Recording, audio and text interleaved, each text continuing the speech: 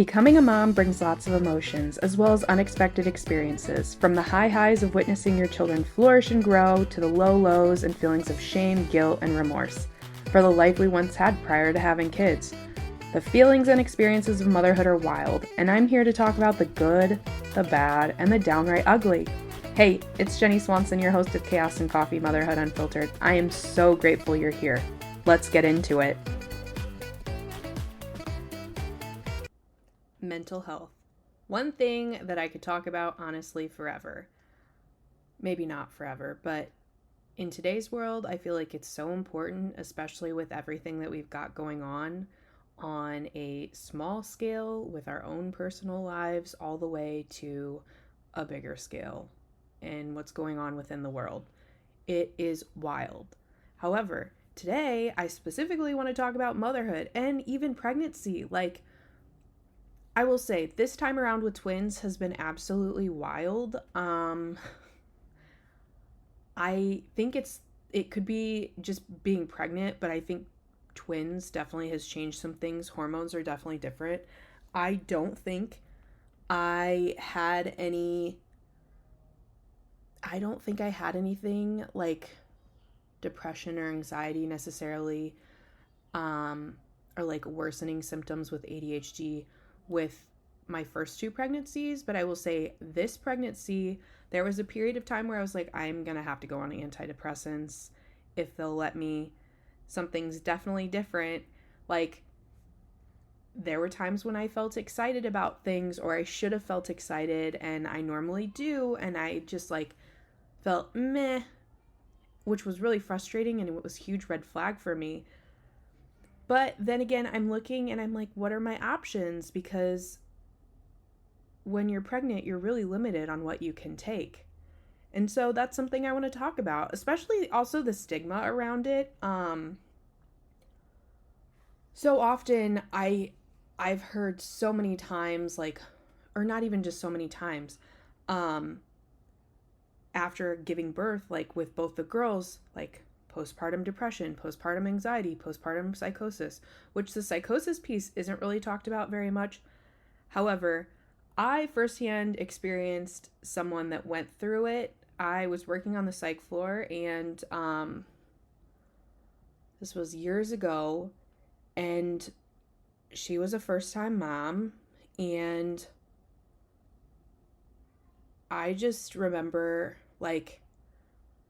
how heartbreaking it was to watch having not quite a newborn. I think it had built up and kind of came out of nowhere, but I think it took a little bit of time because her baby, from what I remember, looked much older than a newborn.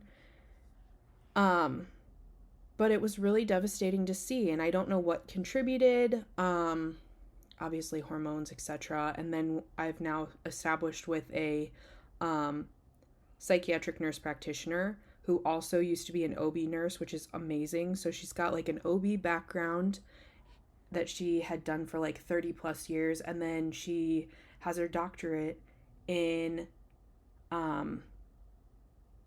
nursing, specifically specializing in mental health, which is even cooler. So she only works with pregnant women and moms to be, which amazing.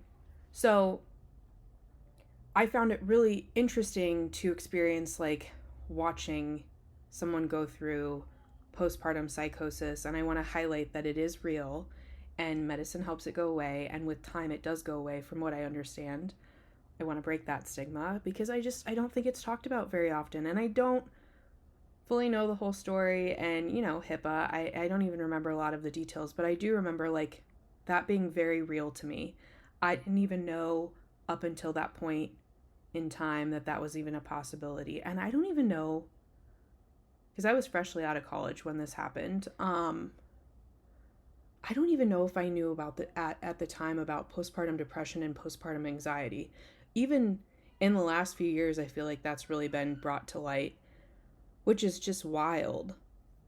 But I want to bring attention to it because motherhood is just being an average person. I feel like can be very taxing on our nervous system and our body, our hormones. You have these hormonal imbalances on top of I have hypothyroidism, which also contributes to balancing out your hormones, etc. And there's so many ways that like we can be off kilter and off balance on top of environmental. Like you've got your physical body reactions going on, and then you've also got environmental things going on as well, which can cause, and that's just you yourself. But then you add being pregnant and all the shifts, and then being postpartum and all of those shifts, and then being a mom. And the demand of your everyday life goes from 1 million prior to having kids to 2 million after having kids. Doesn't matter how many kids you have, that demand is always going to still be there. And I just find it so wild that it's talked about, and it's talked about more, but it should be talked about even more. I still, and maybe this is just my experience, find that once having kids, it's like, well, even while pregnant, it's like it's always about the baby and sometimes about how are you feeling. For instance, I had requested this time around, especially having twins, knowing that the further and further along I get, I'm going to be more uncomfortable. And so with Evie, when I was pregnant with Evie, I had asked about pelvic floor therapy because, things just aren't working right. Even though I had a C-section, that doesn't mean you can't have pelvic floor issues. And luckily I was able to do that. And then we moved to California towards the end of my pregnancy, so I had to end that. And now we get to fast forward to being pregnant with the twins, and I had asked my OB here, and she's like, no, we don't do that until after you've delivered. And it's such a benefit. Why are you letting people go in pain for so long when it could be so helpful? I don't understand. I'm like, where is the research for this? It's just wild to me. And it feels like we're so worried about the baby's health and the condition of the baby, but what about the mothers? I'm lucky enough to say that like I'm feeling definitely more aches and pains, but I can tell you I'm not in consistent pain. My cousin is currently pregnant, as well as my sister, and my cousin has said she has really, really bad, I think it's round ligament pain if I remember correctly. And I know a couple friends that had severe round ligament pain, and it's like, if there are ways to treat this, why are we not doing so to make the mom comfortable, especially before giving birth? Like, my thought is, if there is anything I can do proactively so I don't have to sit and have to go to pelvic floor therapy either as much or at all, I don't even know if that's possible, after giving birth, then why not do that? Why can't we be proactive? And in other countries, it's required after you give birth to go through a pelvic floor therapist. Like, that's part of the process, the healing process. It blows my mind, the difference of standard of care, honestly, all across the board. And I really do. I just want to say, I really, really do like my OB, and she made me feel so safe and so good with Evie that I didn't want to challenge it, and I guess I could have. But currently I am feeling okay enough that, I guess I don't need it. I may very well after having the twins. And that's part of my concern, because I'm going to have 4 kids, literally taking them with me to appointments. Like, currently I'm taking the girls, but like bringing 2 newborns. Yeah, they're going to sleep a lot, but who knows what their schedule is going to look like as far as sleeping and eating. It would just make for a mess. So transition that all the way over to like mental health. And I feel like physical health, being pregnant or being a first time mom or being a mom, or just being a woman in general, bringing up your concerns about what's going on and just feeling like not being taken seriously, then you get to mental health. And it's like, that's even worse. And that's not fair. That's so not fair. We live in a society today where so many more people, I don't know one person that doesn't suffer from some sort of sadness or some sort of stressor.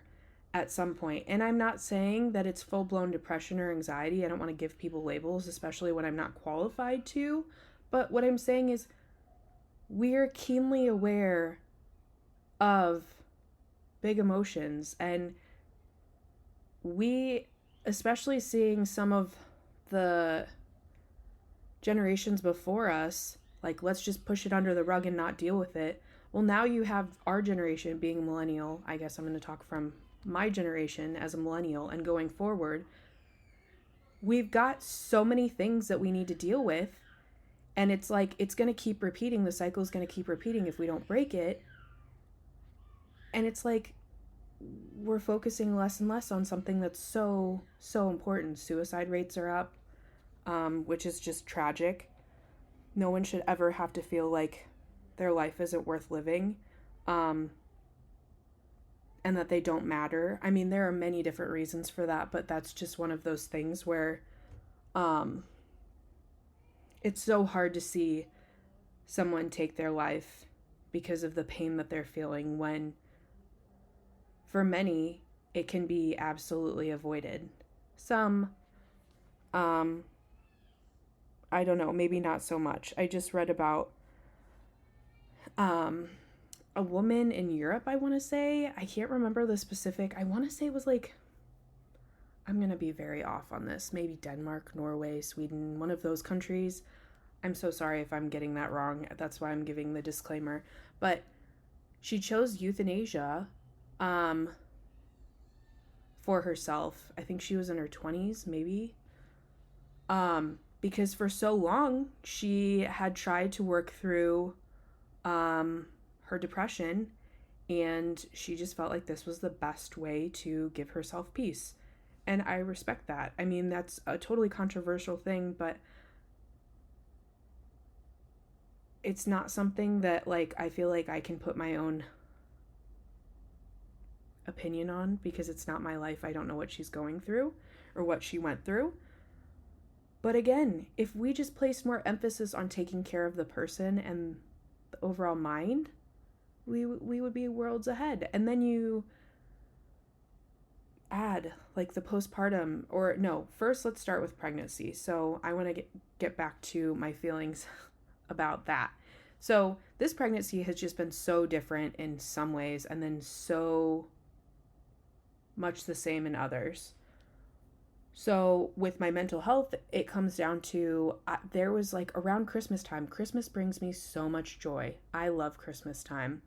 And I know the last episode I just talked about like the holiday hangover. And I think that part of it was just this like sadness that I could not shake for a hot second. And when we got to Illinois, and granted we were in Illinois for 18 days, so I'm aware when you don't see sunshine, it totally has an effect. You've got seasonal affective disorder, or SAD, and otherwise known as SAD, and it is totally real. When we moved from Illinois to California the first time, it was in January. Well, no, technically we got here at the end of December. And it was so weird. It was like a cloud lifted. I didn't even realize that I probably had seasonal affective disorder, just because it's so the norm in the Midwest not to see the sun, and then to experience it all the time. It definitely plays a part in your mental health. So I kind of chalked it up to, okay, I'm going through just the fact that we're not seeing the sun very much. And then when we got back from Illinois and we had been in California for, I don't know, a few weeks, I finally brought it to my OB's attention, and I'm like, I just want to let you know, there's nothing I want to do about it right now. Like, I'm not suicidal. It's just, I kind of feel blah. Like, I'm definitely more on edge about things. I have never once thought about that type of thing. And it's not something like, it's not something to be sad about. It's just something for me to have been aware, because I don't want it ever to get to a point where I let it go too far. And it's just one of those things where I noticed something was off and I wanted to make mention of it, because also I really hadn't heard whether it was a possibility. But you got to think about it. If you can have postpartum depression or postpartum anxiety or postpartum psychosis from a number of things. Your hormone levels, there's just being a drastic change in your hormone levels after you deliver, to lack of sleep, to like literally a whole slew of things can kind of set you up for it.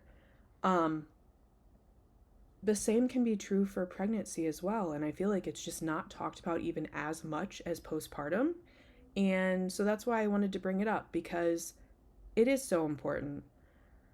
And luckily, I did find a nurse practitioner that, like I said, she's great. I really do like her.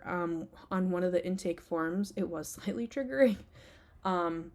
She wanted to know the name of my doctor, the name of my OB and their number, my partner's name and number, like emergency contacts if she felt like. So I do feel covered in that sense. I feel like she's very proactive, but at the same time, I was like, oh, this is nerve-wracking. Like, I'm giving her numbers and like names to these people, I guess, if something were to happen and she feels unsafe, because I meet her through telehealth. I don't meet her in person. But at the same time, I do feel validated in my feelings by seeing her. I also feel like I have a good support team. I also see a therapist regularly as well. And just overall, I feel so much better knowing that I have someone to validate, like, this is possible, this is real, it's not talked about enough, and things can be done to help it.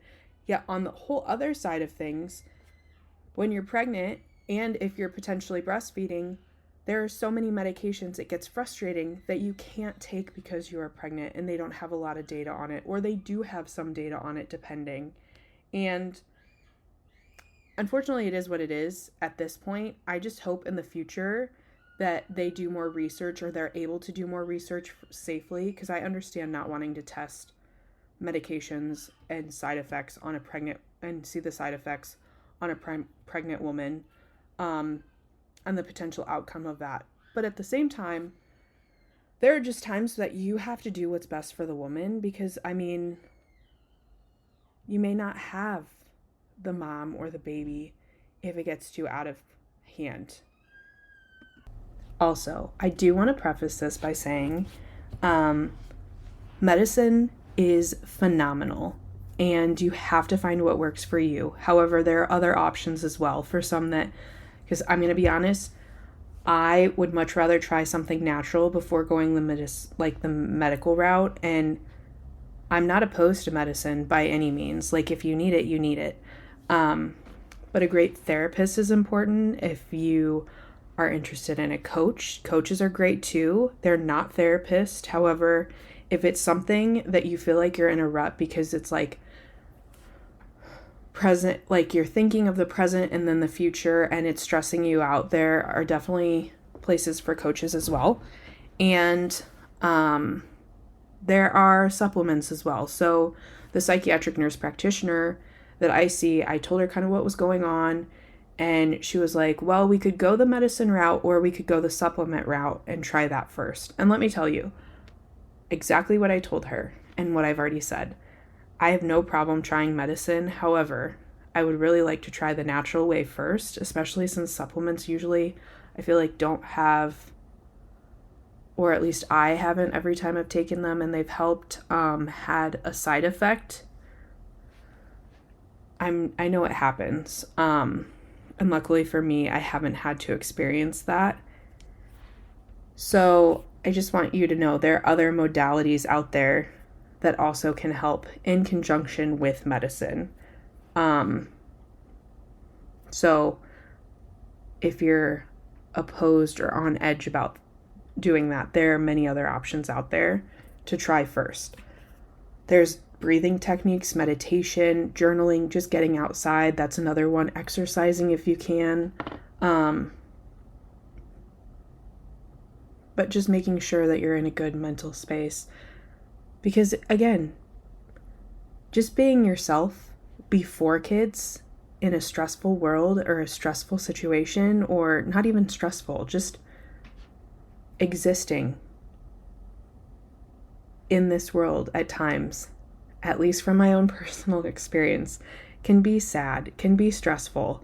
Losing someone like that, or having a toxic work environment like myself in the past, or so many different things, our current economy and what that's going to look like for ourselves in the future and our kids, and also what's going on with women's rights. There's just so many things that it's really hard to stay grounded for myself. And if that's the same, know that you're not alone, and also know that there are tools out there. So next, I want to talk about postpartum, because we have postpartum anxiety, we have postpartum depression, and we have postpartum psychosis. And with that, it comes like, it's interesting because I think I got one postpartum depression, maybe 2 screenings after having Evie here in California. But in Illinois, every time I went to the doctor, up until the pediatrician and the OB, every time I went to either after having Edith, my firstborn in Illinois, I did a depression screening. And maybe I was so sleep deprived that I don't remember getting it all the way up until Evie was 1, but I truly don't think I did here. And it's just one of those things where it would be so beneficial. However, I will be honest, like I've told the psychiatric nurse practitioner that I've been seeing, I know how to make it look like I have none of those symptoms. And honestly, when I read those questionnaires, sometimes it's like, well, yeah, this is what I deal with on a daily basis, so it's really hard to look at it any differently. But if you're going through something, be honest, because it's so important.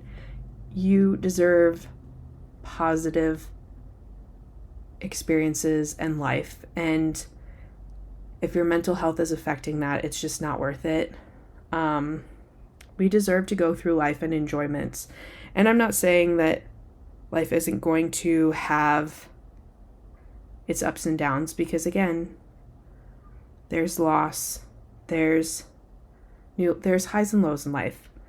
It unfortunately just how it is. However, but what I want to get at is you deserve to experience it with the utmost joy and appreciation and excitement that you possibly can. And having kids is definitely a wild ride, and it can impact that. And so placing your mental health first is important. And regardless of whether it's talked about in the medical community or not, it is very important. And you are important. And the way we portray ourselves to our kids is also important. I think about that so often, and I think that's why I also decided to kind of speak up this time around while I've been pregnant, because I have noticed a difference, and it is important to be notated and watched. And I've talked to my husband about it before as well. And honestly, I just want to say I'm like feeling 1,000 times better. But there have been periods of time where it's just like, oh, I feel that meh feeling coming on and I don't like it, but I'm aware. And sometimes we're not even aware just because it just kind of blends into our everyday and becomes our new norm. And it really sucks to feel crappy, whatever the reason be. And if there's a way we can not do that, I'm all for trying it. Obviously, there are certain phases in life. I keep saying like a loss, because I think of when I lost my best friend 2.5 years ago, which is just wild. I could still cry there are times when I talk about it and I'm so dissociated from it because it's still such a shock and it's still such a big loss. I still haven't really fully touched it with my therapist because I just don't feel like I'm ready yet. But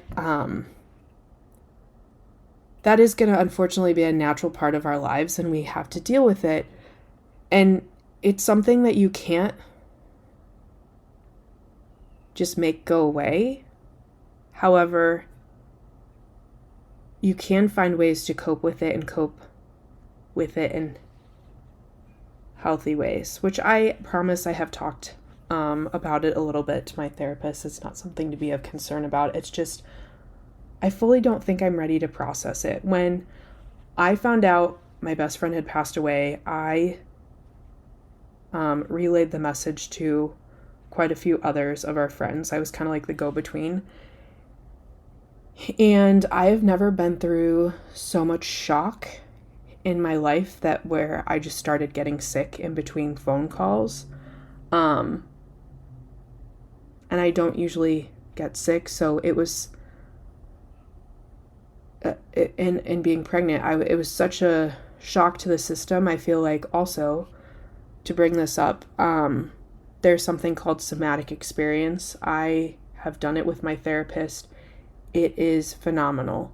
If you are more of a feeler or you're neurodivergent, I found that maybe it's just me and having ADHD, and that just caters towards me specifically, but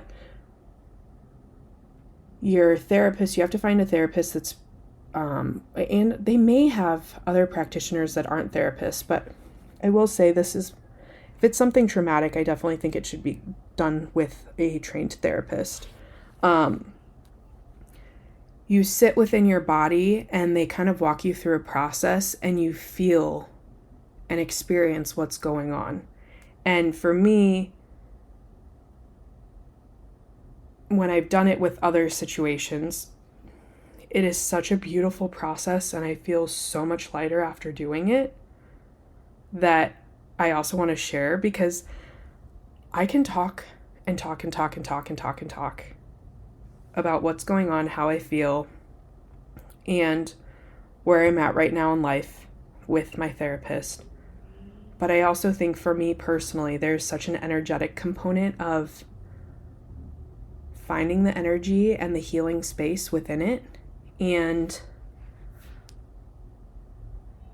finding it within my body, that feeling that's trapped or that feeling that I haven't put words on, and being able to identify it and release it.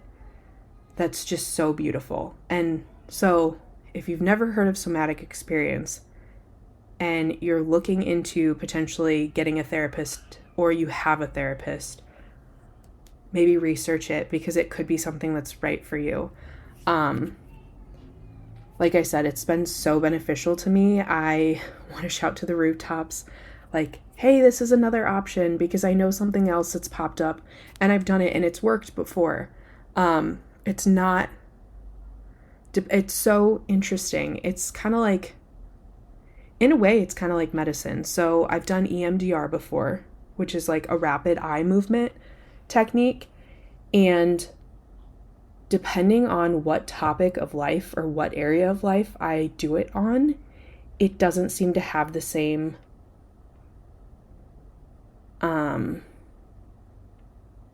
type of result, I guess. And so I also say this because I want you to know, if you are going through anything and you're still feeling a certain way, no. One, there are many options out there. You want to find, even if it feels like you are seeing multiple different people, you want to find the best therapist or coach or psychiatrist or psychiatric nurse practitioner. You want to find the right person that you're going to work with. You want to have a rapport with them, that you feel like you can open up, be yourself, and feel like you are getting unbiased support. They're there for you and you only. The things that you've experienced in your life are of no concern from them, except for showing up with empathy and support and working to help you. And you need to feel like you're worthy, because you are. And sometimes worthiness doesn't just come up and you don't feel it. Or at least I don't always feel it. And that's something I feel like I've struggled with for a long time, and I'm working through it. But I want to share, you are worthy, and you are worthy of the very best. And if you feel like someone that you're working with or you've encountered isn't necessarily doing that either right now for you or no longer is doing that for you, maybe check into finding someone else. Because not one size fits all, and that's the same with therapy and the varying types of modalities within. So going back, you have EMDR, you have a somatic experience, and like me being a life coach and doing energy work from a perspective of a practitioner, not one size fits all. It's kind of like medicine. Not one medication is going to work for every single person. That's just, we are all so different. And that's the beauty in it. We're so unique. And so what technique or modality might work for one subject or one thing in life may not work for another, or may work for somebody else but might not work for another person. So my theme for this is, you matter, you are worthy, and if you're going through something, take yourself out of the equation and pretend you're talking to a friend. What would you want them to hear in regards to them telling you how they're feeling?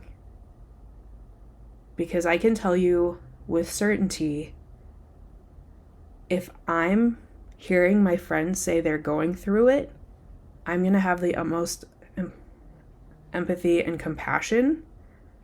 However, sometimes when I reflect it back for whatever I'm going through, it falls flat. And that's where we have to remind ourselves that we are worthy and we need to be empathetic towards what we're going through, and we deserve the very best as well.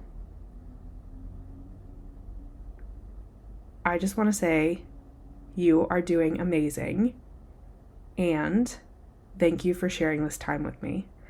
Until next time.